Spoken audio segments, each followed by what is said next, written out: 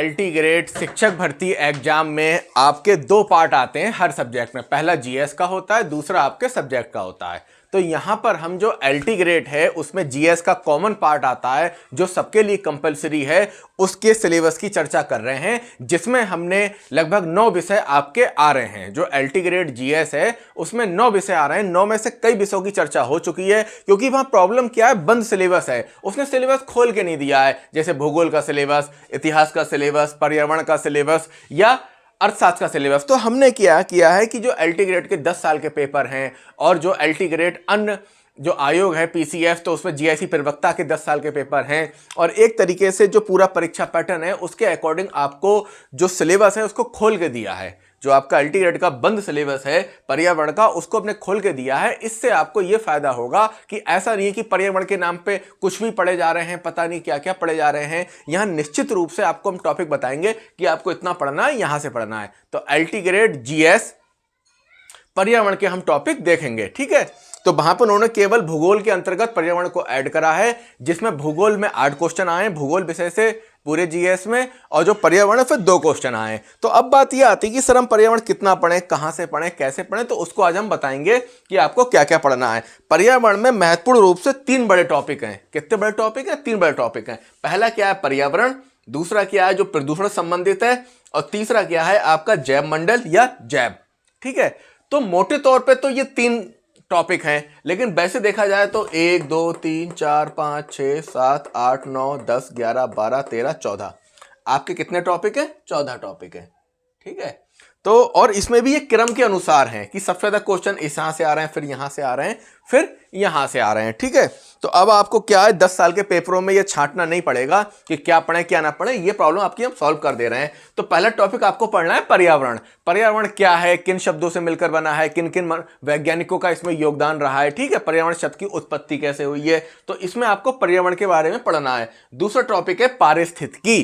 पारिस्थितिकी तंत्र के बारे में आपको पढ़ना है। हालांकि पारिस्थितिकी तो बहुत बड़ा है, लेकिन उसमें भी जो सबसे पहले पढ़ना है वो पारिस्थितिकी तंत्र पढ़ना है, फिर कार्य श्रृंखला पढ़ना है, फिर प्रकार प्रोसेस पढ़ना है, और फिर पदार्थ संचरण, कैसे पदार्थों का संचरण होता है, वो एक साइकिल ध्यान होगी आपको। तो ये 2 टॉपिक पढ़ना है। तीसरा पढ़ना है प्रदूषण। अब प्रदूषण तो आपको सभी पढ़ना है, जल प्रदूषण, वायु प्रदूषण, ठीक है। लेकिन उसमें से जो वायु प्रदूषण है उसको अच्छे से पढ़ना है, और उसमें जो एक टॉपिक है वायु प्रदूषण से उत्पन्न होने वाले रोग, की आंखों में जलन होती है, फेफड़ों में प्रॉब्लम होती है, तो ये आपको पढ़ना है। फिर आपको जल संरक्षण पढ़ना है, ग्रीन हाउस गैसें। तो ये क्वेश्चन बहुत कॉमन आता है कि कौन सी गैस है, कौन सी गैस नहीं है। क्योटो प्रोटोकॉल के बारे में पढ़ना है, ठीक है। पहले ये पढ़ना है, बाकी आपके पास समय रहे तो आप कुछ पढ़िए, पर उससे पहले आप इसको तैयार कर लीजिए। फिर आपको ओजोन के बारे में पढ़ना है, और ओजोन में मॉन्ट्रियल प्रोटोकॉल के बारे में पढ़ना है। फिर ऊर्जा संसाधन। सबसे कॉमन क्वेश्चन यही आता है कि ऐसा कौन सा ईंधन है जो बहुत कम प्रदूषण करता है, तो ऊर्जा संसाधन में आप यही पढ़ेंगे। अभी मैं आपको क्वेश्चन भी बताऊंगा कैसे करके क्वेश्चन आ रहे हैं कि कम पर्यावरण प्रदूषण करने वाले ईंधन। फिर जलवायु परिवर्तन, कि जलवायु परिवर्तन क्यों हो रहा है, इसको ले लेके कौन कौन सी मीटिंगें हुई हैं, कौन से संगठन हैं, जिसमें क्लाइमेट एक्शन प्लान इसके बारे में आपको पढ़ना है। किसके बारे में पढ़ना है? क्लाइमेट एक्शन प्लान, ठीक है। अगला टॉपिक क्या है आपका? पर्यावरण संरक्षण। तो पर्यावरण संरक्षण आप जानते ही हैं कि पर्यावरण को बचाना, जिसमें ग्रीन केमिस्ट्री के बारे में आपको पढ़ना है। और तीसरा महत्वपूर्ण खंड है इसमें जैव मंडल एवं बायोम। वो जो एलटी में क्वेश्चन आया था जीवोम क्या है, ठीक है, तो वो यहीं से आया था, बायोम से, ठीक है। जीवोम एक खास जगह जहां पे सभी प्रकार के, ठीक है। तो यहां पे क्या है? जैव मंडल एवं बायोम, जैव विविधता। जैव विविधता जानते हैं? जैव विविधता, इसके हॉटस्पॉट प्रमुख कौन है? 3 है। एक तो पश्चिमी घाट है, ठीक है, बाकी आपका हिमालय प्रदेश है और पूर्वी हिमालय है।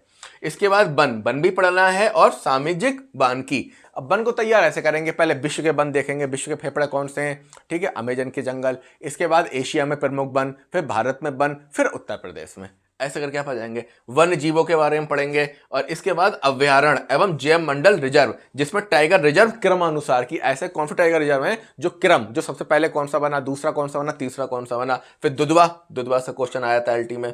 फिर आए सभी से ही है, 18 में आया है दुधवा से। ग्रेट हिमालयन पढ़ना है। अब ऐसे तो नेशनल पार्क बहुत से हैं, पढ़ना सभी है, लेकिन उनमें से पहले इनको बहुत अच्छे से पढ़ना है। ग्रेट हिमालयन, कान्हा, बांदीपुरम, पाखल और शीकरी देवी, दचीग्राम या दचीगम, हागुल, तो इस तरीके से आपको पर्यावरण का पढ़ना है। अब आप कहेंगे सर थोड़ा क्वेश्चनों के बारे में बता दीजिए, क्वेश्चनों का क्या है। तो मैंने आपको टॉपिक बता दिए कैसे आ रहे हैं, बाकी आप क्वेश्चन देखें तो क्वेश्चन देख सकते हैं कैसे कैसे क्वेश्चन है। ठीक है, पहला ही क्वेश्चन है आपका एलटी में आया 2018 में, दुधवा नेशनल पार्क किस राज्य में है? आपको पता है उत्तर प्रदेश में है। दूसरा है निम्नलिखित में से एक जीवोम नहीं है। ठीक है, तो जीवोम रेगिस्तान जीवोम है। तो इस तरीके से क्या है आपको अगला क्वेश्चन जो कह रहा है, ये क्या कह रहा है कि पारिस्थितिकी तंत्र किसे कहते हैं? तो एक टिकाऊ जैव समूह को कहते हैं। ये आ गया आपका पारिस्थितिकी तंत्र। ठीक है, और अगला वो कह रहे हैं कि क्लाइमेट एक्शन प्लान, तो वही वाली याद आ गई, पर्यावरण संरक्षण।